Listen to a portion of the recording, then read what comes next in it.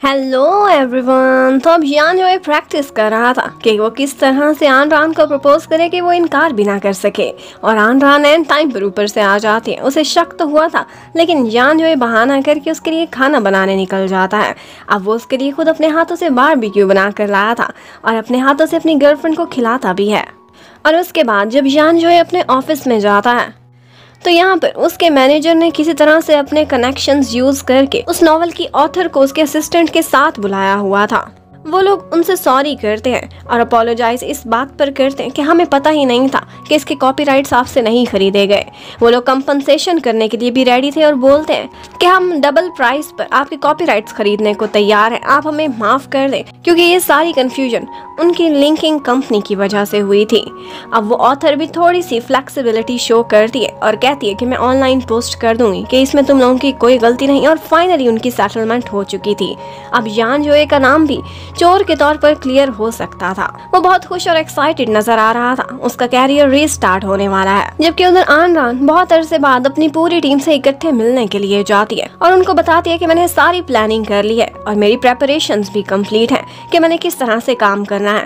Actually वो एक anti cyber attack alliance बनाने की प्लानिंग कर रही थी और इसमें वो अपनी पूरी टीम को भी शामिल करती है। कहती है कि मैं और हूँ तो इस पर काम करेंगे, लेकिन आप लोगों ने हमारी गेम को अपडेट और अपग्रेड करने पर तवज्जो देनी है, और जब वो मार्केट में दोबारा आए तो इस तरह से आए कि पहले से भी ज्यादा धूमें मचा दे।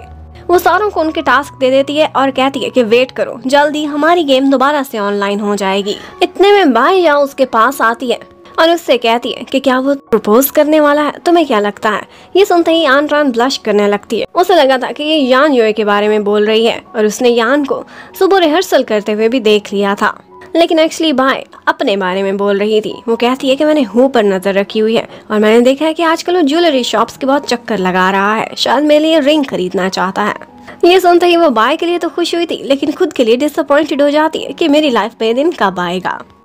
वेल अब इसके बाद हु और आन रान दोनों निकल जाते हैं। उन्होंने बहुत सारी छोटी छोटी कंपनी से कांटेक्ट किया था इस साइबर अलायंस को बनाने के लिए। वो लोग डिफरेंट लोगों से जाकर मीटिंग करते हैं और इसके साथ साथ उन्होंने लीगल टीम से भी कांटेक्ट किया था। वो लोग सारा प्लान और सारी प्रेपरेशंस रेडी कर रहे थे। ये सारा कुछ करने के लिए उन्हें बहुत मेहनत लगती है और दूसरी तरफ उनकी टीम भी बहुत हार्ड वर्क कर रही थी, क्योंकि उनको उम्मीद थी कि जल्द ही उनकी गेम ऑनलाइन हो जाएगी और वो लोग अपने फैंस को सरप्राइज भी देना चाहते थे। और फिर बहुत दिनों की मेहनत के बाद फाइनली वो दिन आ जाता है जब हु और आन रान एक ग्रैंड मीटिंग के लिए जा रहे थे। मिस्टर जाशी के घर पर उन्होंने उन सारी कंपनीज के ऑनर्स को बुलाया हुआ था जिनके साथ पास्ट में स्कैम हुआ था या फिर इस टाइम पर हो रहा था।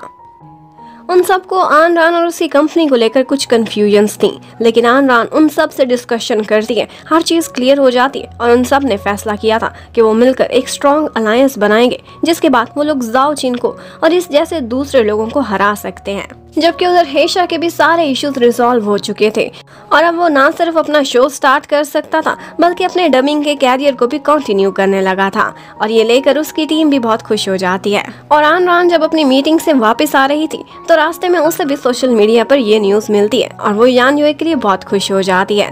अब वो उसे उसकी बिल्डिंग के बाहर तक ड्रॉप करता है। वहाँ पर उसे पिक करने के लिए उसका बॉयफ्रेंड आया हुआ था।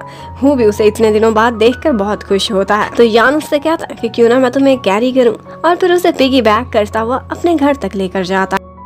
और उसके बाद हु अपनी गर्लफ्रेंड बाय से मिलने के लिए जाता है। बाय ने गाड़ी में देखा था कि एक रिंग पड़ी हुई है। ये देखते ही वो खुश हो जाती है कि हु ने मेरे लिए इतनी सारी प्लानिंग करी हुई है, लेकिन जब हु आता है तो वो बिल्कुल अनजान और मासूम बनकर बैठ जाती है। जबकि उधर आन रान और यान जो इकट्ठे बैठे हुए थे। आन रान अपने घर वॉशरूम यूज करने के लिए जाना चाहती थी, लेकिन यान बोलता है तुम इसे अभी तक अपना घर क्यों नहीं समझती, क्या तब समझोगी जब मैं तुम्हें यहाँ मूव इन करा लूंगा अपने साथ। अब आन रान इस बारे में सीरियसली सोचने लगी थी। ऑल्दो वो काफी अरसे से यान के साथ रिलेशनशिप में थी, लेकिन फिर भी उसे ये सब ऑकवर्ड लगता था। वो अभी तक लिविंग रिलेशनशिप में कभी नहीं आई थी, तो वो बाय से भी इसी बारे में मशवरा करने लगती है। वो बहुत सारी बातों पर अभी तक हेजिटेट करती थी, लेकिन यान जो उससे कहता है तुम क्यों अभी तक मुझसे शर्माती हो, मैं तुम्हें बिना मेकअप के भी देख चुका हूँ, तुम कितनी क्लमजी हो, तुम्हें कुछ काम ढंग से करना नहीं आता, मैं हर बात जानता हूँ, तो फिर तुम्हें किस चीज का डर है, आ जाओ ना मेरे साथ, इस तरह से वैसे भी तुम्हारा खर्चा बच जाएगा, तुम्हें रेंट भी पे नहीं करना पड़ेगा। तो अब फाइनली आन रान भी फैसला कर लेती है कि वो उसी के घर मूव इन कर जाएगी। और फिर उसके बाद हमें पता चलता है कि एंटी साइबर अटैक अलायंस उन्होंने एक प्रेस कॉन्फ्रेंस की है और इन्होंने लीगल बैटल भी विन कर ली है। और उसके बाद जाओ चिन को अपना ऑफिस छोड़ना पड़ता है। वो काफी स्ट्रांग था, लेकिन अकेले में वो इतने बड़े अलायंस से हार जाता है। और इस अलायंस को लीड कर रही थी आन रान, जो अब सबकी नजरों में एक सुपर हीरो बन चुकी थी। अब फाइनली आन रान अपने ऑफिस में वापस आ जाती है। उसे लगता था कि ये लोग मुझे देखकर खुश होंगे, लेकिन वो उसे नोटिस ही नहीं करते। जब वो सैड होकर अपनी सीट पर बैठने लगती है तो सब ने उसके लिए एक सरप्राइज रखा हुआ था। वो कहते हैं कि हम तुम्हें वेलकम करना कैसे भूल सकते हैं, ये पार्टी तुम्हारे लिए थी।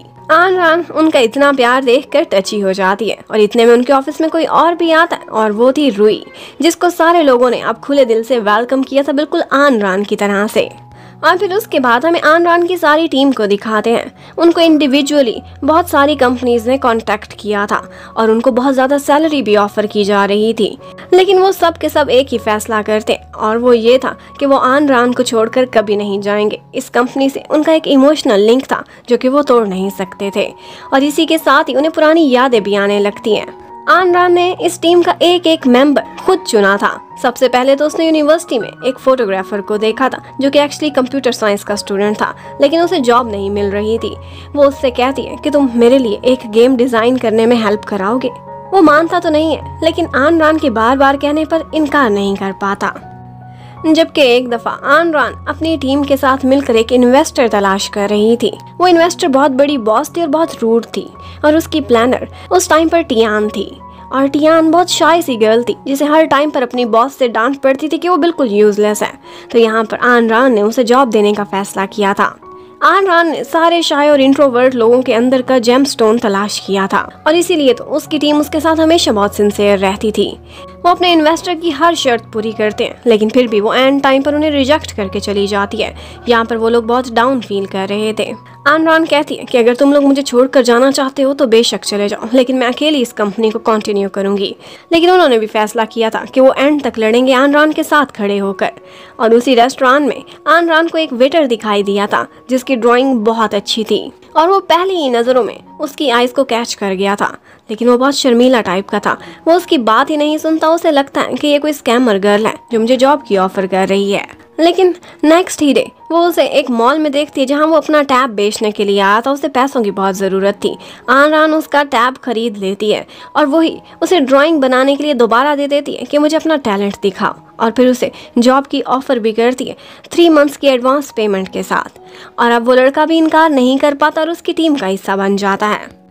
आज उन सारों को यही चीजें याद आ रही थी और इसी वजह से वो अपने लिए बेटर जॉब ऑफर्स को रिफ्यूज कर देते हैं, क्योंकि वो आन रान की टीम का हिस्सा बनना चाहते थे, उसी के साथ ही ग्रो करना चाहते थे। अब नेक्स्ट डे आन रान ऑफिस में आती है और बहुत बड़ी खुशखबरी देती है सबको कि हमें एक और इन्वेस्टर भी मिल चुका है।